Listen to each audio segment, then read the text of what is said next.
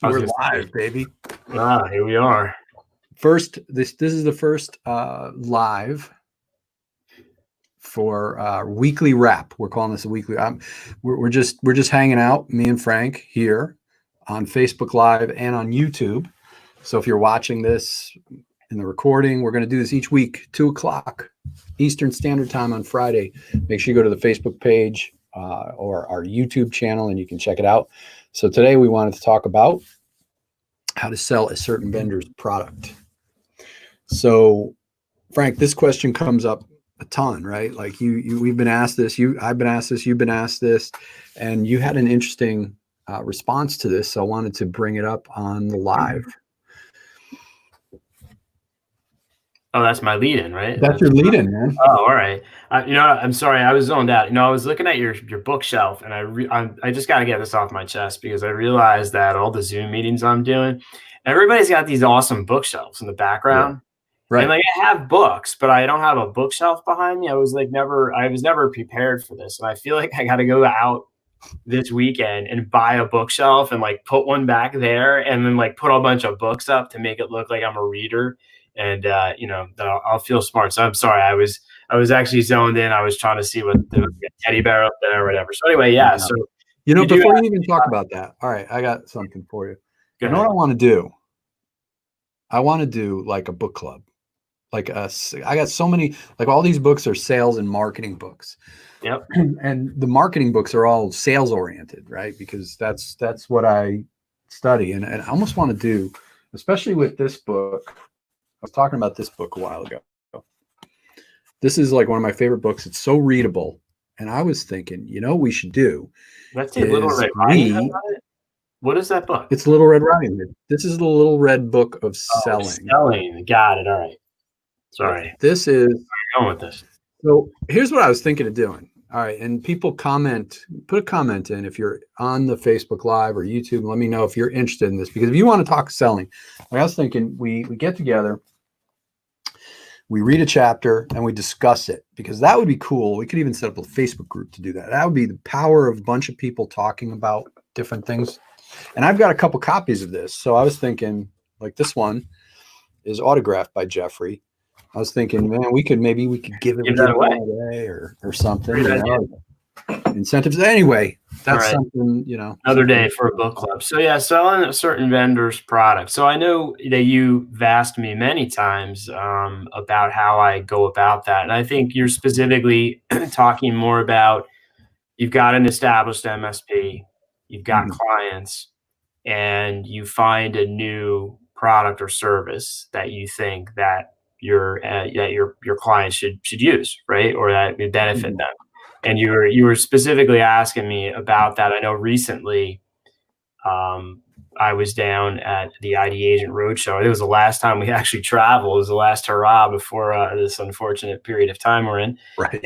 And, we were in Houston when Audit was a vendor, and Huntress was there as well. And I, as an MSP, had been wanting to add Huntress into my cyber stack of solutions. I had seen a couple of demos, and I thought that would be a great addition to what we had.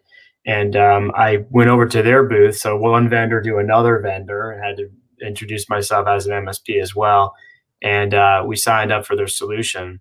And I know you and I talked like 3 weeks later during the pandemic, and you asked me how it was. And I told you I had rolled that out across all my clients, and you were kind of surprised because I did it during the pandemic, and you couldn't believe that I actually sold stuff and increased their prices, because obviously it's not free, and made money, but also delivered them a really good product or service in there. And, I told you I thought it was win-win, right? Actually, it's win-win-win, right? So it's good for Huntress because they got a partner, and then I, as the MSP, won because I sold it to my SMB clients, and I view the SMBs as winning because they're protected, right? So it's a triple win there. So I think it goes back to culture, right? So this isn't necessarily something that I always did, and it's not something you may be able to do as an MSP right out of the gate. But using Audit, we joke around about how I sell green boxes, right?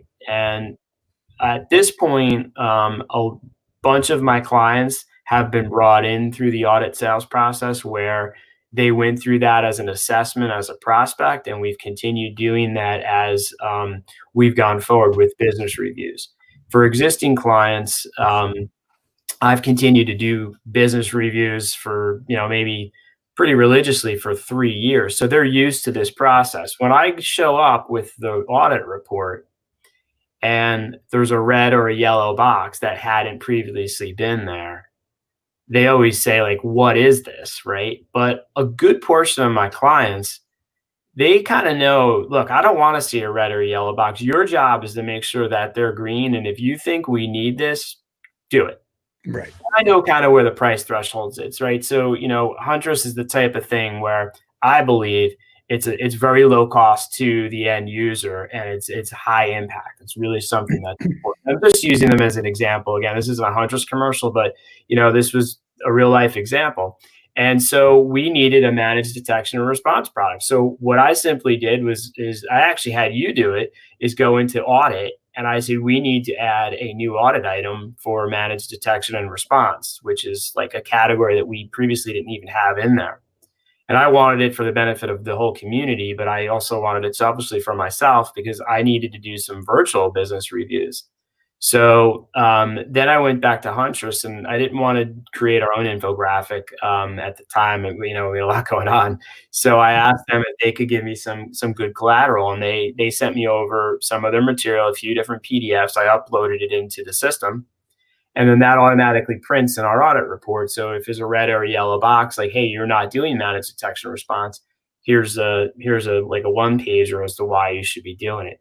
So for a very large percentage of our clients, I rolled it out, and I just increased their managed workstation cost by a few dollars to cover the cost and to make a little bit of margin on it. Two things happened. Number one, a very, very, very small percentage of our clients said, hey, I noticed our bill clicked up a little bit. What was that? And I said, we added managed detection and response, which I believe is really necessary, especially now that you're working from home and you have a lot of employees on computers that we haven't really had a chance to do a whole lot of monitoring. And they said, oh, okay. So they realized that I didn't just raise my rates, that I actually gave them something that is valuable to them. And they appreciate it. And, but I got to that cultural standpoint because I've been doing this a long time with them. So I didn't have to go in there, show them a red box, go through a whole sales process and repeat, for every single client. Like for a lot of those, we'll do that. If this was a high ticket price item, I would go through something more of a formal process. I wouldn't just, increase their bill or double it and say, well, you told me just to, I had carte blanche. These are small things. And I have certain clients that I know want to go through that process. So I set up a virtual business review. And we now have the ability in audit to output to a PowerPoint slide deck. So I output the slide deck, and I went through the presentation. The client sees the red box. They immediately are like, all right, what is it? I said, it's managed detection and response. Quick explanation. How much is that? It's another X dollars per month, managed workstation. Okay, do it. So I rolled this out to every single one of our clients in less than a month using this product, using audit and the techniques that I've learned. And that's what I do. It doesn't happen every single month, but whenever I happen upon a new product or service that I think is important, this is how I educate my clients and let them make a confident buy-in decision. That's awesome. I love it. The fact that you can you have your clients primed to expect you to push things that they know they need. You've gotten them to the point where they will be upset with you if you come in with a red box. Right. That's pretty cool. Yeah, I've gotten good at, I think that it's important for me to be able to sell products that are it's good for the client, and it makes it easier for me to do my job, right? What I never want to do is, what if we have a client and let's say there's a breach on a home computer and we don't know about it, or we don't have a way of detecting and containing it. And then I tell them, unfortunately, had we rolled out this product that I have to you, which was only a couple bucks more a month, you would have been protected. But I didn't get a chance to show you the red box and sell you. So they do appreciate the fact that they are protected. And my feeling is maybe it falls under there. It's better to beg for forgiveness than ask permission sometimes. You know, I'm here to save them from themselves a little bit. It's part of what we do as an MSP within reason. Obviously, it's not carte blanche, but my feeling is if a client really was that upset with me, that how dare I turn a red box green without having this big formal presentation, I'll just remove it. I'll say, no problem. I can simply, I'll give you a credit back for last month and I'll remove the managed detection and response part. I don't want to do that. Why? It makes my job harder, right? They have a problem. They're going to call me anyway. And then I got to deal with the headache. I'd much rather have them have this. And that's the point. It's just, we want them to be able to benefit from the right products and services, which I believe elevates the quality of IT that's available to the SMB space. Right. I love this format with the picture side by side like this. It's different than Zoom. It looks like I could go, hey, Frank, I'm going to go to your kitchen and get a beer. Yeah. It's like you have two monitors. Zoom always is in a corner, and I always find myself looking. So I always feel like I'm like I try to look forward, and so yeah, I do kind of like the picture in the front there. So. I like it. All right. So on the other side of that, I wanted to follow up with you because there's another. Sometimes it doesn't necessarily matter to talk about the vendor. We talked about that, the benefits versus feature stuff. Like sometimes getting into the weeds to talk about it. So share with me what you were talking, or share with everybody what you're talking about. That's a good point. So I think I was telling you recently, I had some landscape lighting put in. It's something I wanted to do at my house for a while, and all of us sitting at home, you've been doing a lot of thinking about what you could do around the house. So I had a couple people come out, and one guy came and he did what I thought was exactly what I do with audit, right? He came in and said, all right, what I'm going to take a picture of your house. I'm going to show you what it'll look like. And nobody else did that. Everybody else just was like, where do you want some lights? And I was like, well, I don't know. Tell me. I'm not, I don't know, over here maybe. So what they did was they took a picture, and then he has some software and he showed me what the lights would look like. And that's all I needed. What he did was he showed me what success looked like for me. Right. And he gave me a price. So it was X number of lights. Here's the price.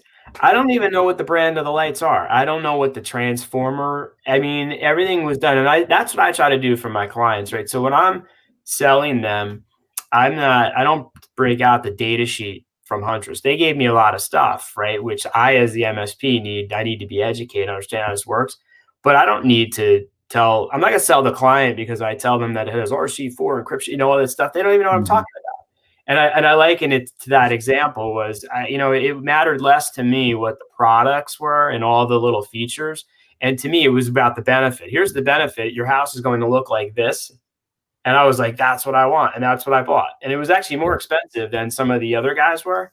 But I felt like that presentation made me feel really good. And you know what? It looked exactly like what they told me to deliver. So when we do that future pacing with audit, right? We especially when we do a prospect presentation, we say, hey, here's where you are and here's where you could be. And we show them what success looks like without any of the bits and bytes. And most of them don't care. They never ask me, well, what are all the parts that you're using? It's very rare, I should say. You might be pitching to somebody who's techie within a company.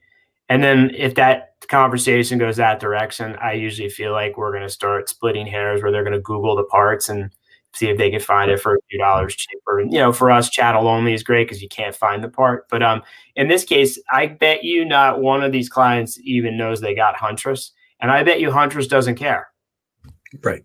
Huntress probably could care less if my 1,800 endpoints or whatever it was have any idea that it's their product, right? Huntress cares that I know and that I sold it, but not, and my end users don't care what the brand is. So I guess, to your point is that most of us end up selling the tech because that's how we buy. And, we're much higher on the knowledge scale, or the cursive knowledge scale, than our prospects are. We've got to sell to them. They're 2s and 3s. We're 8, 9s, and 10s. We say you don't want to be a perfect 10. You want to be a perfect 2. Yeah.